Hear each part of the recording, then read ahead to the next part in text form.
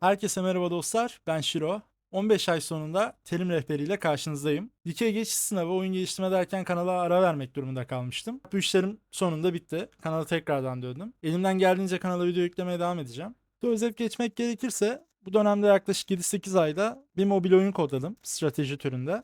Sonunda o projeyi bitirdim. Şu anda test sürecinde. Yayınlandığında sizlere haber vereceğim. Eğer strateji türü bir mobil oyun seviyorsanız bakmanızı öneririm. Şu anda test sürecinde 14 gün sonra yayında olur. İsmi de Araya 81. Aklınızda video fikri varsa yorumlara yazmayı unutmayın. Elimden geldiğince videoyu boş vakit bulduğumda hazırlarım. Lafı fazla uzatmadan ilk terimle başlayalım isterseniz.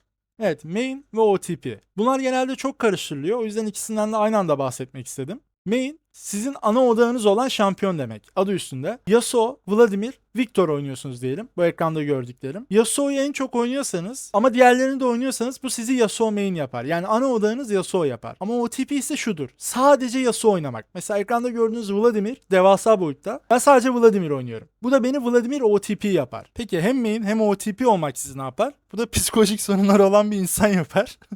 Önermiyorum. O yüzden mümkünse tüm şampiyonları oynamaya çalışın. Daha zevkli. AFK oyunlarda çok sık duyduğumuz bir terim zaten. Oyuncu oyunu bırakmıştır, ya sinirlenmiştir ya da bir işi çıkmıştır. Oyuncu oyunda aktif olarak oynamıyorsa AFK deriz. Klavyeden uzakta deriz. Feed karşınızdaki rakibi ölerek çok fazla güçlendirmek demektir. Örnek veriyorum, karşımda Lissandra var. Ben midde Yasuo oynuyorum. 8 kez öldüm diyelim. 8-0 o oldu. Ben 0-8 oldum. Bu durumda ona feedlemiş oldum. Yani onu çok fazla beslemiş oldum kill gold'uyla. Benden aldığı gold'larla kasmış oldu. Bu durumda ben ona feed olmuş oldum. Int ise bunun bilerek yapılan versiyonu. Yani sonucunu bile bile, rakibi öleceğinizi bile bile üzerine koşup ölüyorsanız bu da intlemek oluyor. Videoda gördüğünüz klipte mesela ben gittim. Burada adam öleceğimi bilmeme rağmen üzerine koşup öldüm. Bu da intlemiş oldum. Bu üç kelime birbiriyle bağlantılı. Toksik, kötü davranış demek. Takım arkadaşınız sizi sabote ediyorsa veya chatten hakaretler ediyorsa bu toksik davranış demek. Aynı şekilde rakip de yapabilir bunu. Tilt ise bu toksik davranışa karşı sinir olmanız. Örnek veriyorum, size hakaret edin. Siz de bu şekilde chatten yazıp adama hakaretle karşılık verdiğinizde sinir olduğunuzda tilt olmuş oluyorsunuz. Mute ise en doğru çözüm. Doğrudan bu hakaretleri yapan kişi taba basıyorsunuz. Tablodan direkt susturuyorsunuz. Böylelikle oyun boyunca yazdığı hiçbir yazıyı görmüyorsunuz. Buna da mute deniyor. Engage savaş başlatmak demektir. Kastıysanız veya dövüşçü şampiyon, tank şampiyon gibi şampiyonlar oynuyorsanız 5 kişinin arasına girebiliyorsanız bu savaş başlatan şampiyondur. Savaşı başlatır, 5 kişinin arasına girersiniz. Böylece takım savaşını siz başlatırsınız. Disengage ise takımca savaştan geri çıkmanızdır. Peel, taşıyıcıyı kurtarmak için support'un yaptığı hamle demektir. Örnek veriyorum, kalkan verebilir veya sizi savaştan uzaklaştırabilir. Burada Thresh'in fenerine basıyorum gördüğünüz gibi ve beni kurtarmış oluyor. Buna Peel deniyor. Dive, kule altındaki bir rakibe saldırmak demektir veya onu öldürmeye çalışmak demektir. Kule altındaki rakibe saldırıyorsunuz, böylece kesmeye çalışıyorsunuz. Buna dive deniyor. All-in, tüm yeteneklerinizle rakibi öldürmeye çalışmak demek. Gördüğünüz gibi spell'im dahil, flash dahil her şeyi atıyorum ve karşımdaki Miss Fortune'ı kesmeye çalışıyorum. Bu da all-in, yani tüm yeteneklerle öldürmeye gitmek oluyor. Trade, rakibinizle yaptığınız hasar takası oluyor. Bu koridorda yaptığınız hamleler. Yani oyunun başında koridorda yaptığınız ufak tefek takasları deniyor. Burst, aniden çıkarılan yüksek hasar demektir. Örnek veriyorum, Veigar ultisi gibi bir anda canınızı yaralayacak veya çok aşağı indirecek. Videoda, klipte gördüğünüz gibi canımı bir anda aşağı indirmesi veya benim aniden tek atmam gibi ani hasar çıkaran şampiyonlara Burst şampiyon denir veya Burst hasarı denir. DPS, damage per second, yani saniye başına hasar, düz vuruşlarınızla genellikle vurduğunuz sürekli hasarı denir. Ani hasarın aksine bir anda vurmaz, sürece yayılarak hasar vurur. Genellikle nişancılarda olur veya dövüşçü karakterlerde. Teamfight, yani takım savaşı, genellikle 20. dakikadan sonra olan 5v5 tüm rakiplerin ve sizin takım arkadaşlarınızın birlikte kapıştığı, genellikle oyunun kaderinin belirlendiği süreç. Oyunu kazandıran şey genellikle teamfight'tır. O yüzden teamfight'larda pozisyon almaya önem gösterin. Carry genellikle iki anlamda kullanılır. Bir, AD carry, yani saldırı gücü taşıyıcısı olan nişancıdan bahsedilirken, diğeri ise oyunu taşıyan kişiden bahsedilirken, örnek veriyorum, top lane'de 20'ye 0 oynayan biri oyunu taşıyordur. Bu kişiye carry denir. Oyunu taşıyorsun, oyunu carryliyorsun denir. Veya 2v1 attığınızda fight'ı carrylemiş oluyorsunuz. Klipte gördüğünüz gibi ormancının baskınına rağmen ikisiyle de kapışıp ormancıyı öldürebiliyorum. Bu da fight'ı carrylemiş oluyorum. Push, koridoru ittirmek demek. Minyonları öldürerek hızlı bir şekilde koridoru ittirirsiniz. Böylelikle haritada hareket edebilir veya base atabilirsiniz. Slow push oyunda bir taktiktir. Yavaş yavaş minyon dalgası biriktirip sadece son vuruşları yaparak kuleye karşı ittirirsiniz. Ne kadar çok minyon biriktirirseniz o kadar fazla rakibiniz oyalanacaktır. Bu oyalandığı süreçte de base atabilir veya başka bir koridora gidebilirsiniz.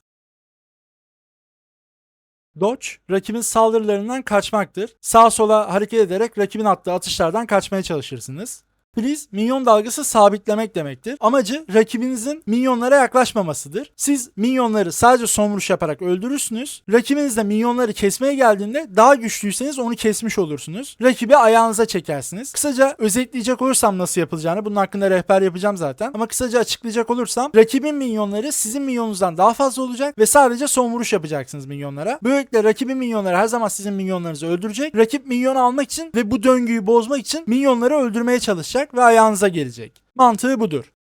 Reset, sıfırlanmak, üste dönmek. Genellikle araba minyon dalgası geldiğinde base atılır. Bunun nedeni de o minyon dalgası ölmesi daha zor olduğu için, rakibiniz daha çok oyalanacağı için daha az minyon kaybederek koridora gelirsiniz. Reset de bu anlama geliyor. Last hit, minyona son vuruş yapmak, özellikle minyondan gold almaktır. Yani CS yapmaktır. Harass, trade'e benziyor. Rakibi sürekli dürterek rahatsız etmek. Bu anlama geliyor. Gank, ormancının koridora yaptığı baskındır. Bu baskın sonucu kill alabilirsiniz veya alamayabilirsiniz. Amaç tamamen rakip oyuncuyu geri düşürmek ve takım oyuncunuzu öne geçirmektir. Videoyu kısa bölüyorum. Arkadaşlar bu videoyu editlemek ve hazırlamak bayağı bir süremi aldı. Kısa bir hatırlatma olarak videoyu beğenirseniz minnettar olurum. İyi seyirler. Roam, Gank'in aksine ormancı değil bir koridor oyuncusu tarafından yapılır. Örnek veriyorum, orta koridor oyuncusu alt koridora yardıma gittiğinde Roam olur. Yani ormancı görevi gibi başka koridorlara desteğe giden bir koridor karakteri Roam yapmış olur. Invade oyun başlar başlamaz takımınızla beraber rakibin ormanına girmek demektir. Burada amaç rakibi erken oyunda düşürmek. Böylelikle takımınızdaki orta koridor, üst koridor, alt koridora ormancı gank atamayacak hale gelecek ve takım arkadaşlarınız daha rahat edecektir.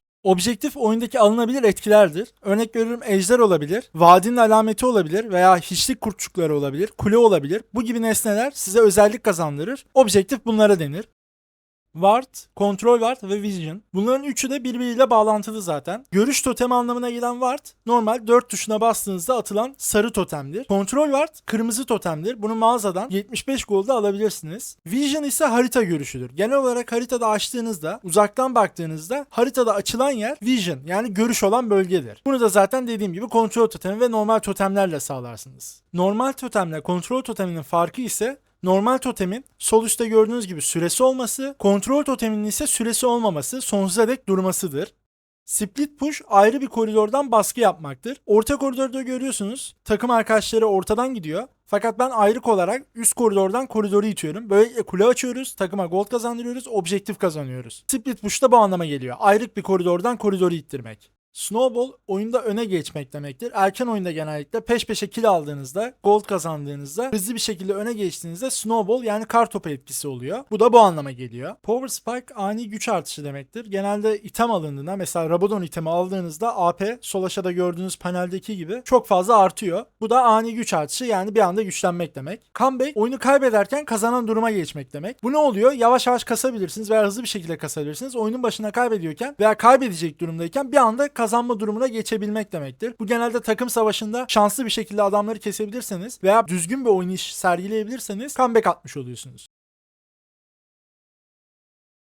Core item ana eşya demek. Aşağıda gördüğünüz 900, 700, 875'lik itemlerin tek bir birleştiği mahvolmuş kılıç bir ana itemdir. Core item'dır. Ve bu eşyaların birleşmesi, toplu bir şekilde birleşmesi de build'i oluşturur. Yani toplam eşyanız tamamen build'dir. Marketten aldığınız eşyalara build adı verilir. Patch, yama. Bu patch de yama notlarında paylaştıkları şey oyundaki dengeleme sistemleridir. Yeni item geldiğinde, karakter güçlendirilip zayıflatıldığında, örnek veriyorum Lissandra'a bakın burada güçlendirilmiş. Q yeteneği sallıyorum %15 daha çok vuracak diye bir patch geldiğinde, güncelleme geldiğinde burada belirtirler. Buna buff ve nerf denir. Güçlendirme ve zayıflatma. CS oyunda kestiğiniz minyon sayısıdır. Sağ üstteki sarı renkte fontta görebilirsiniz sayıyı. Shutdown üzerinizdeki ödülün düşmesidir. Bounty de o ödülün kendisidir. Örnek veriyorum, üzerinizde 500 ödül vardır. Çok iyi oynamışsınızdır. 6'ya 0 gitmişsinizdir. Üzerinizde bir ödül vardır. Öldüğünüzde bu düşen paraya da shutdown denir. Sizi öldüren kişi bu ödülü alır. Böylelikle oyunda bir dengeleme sağlanmış olur. Objective Steal, bir takım objektife saldırırken karşıdaki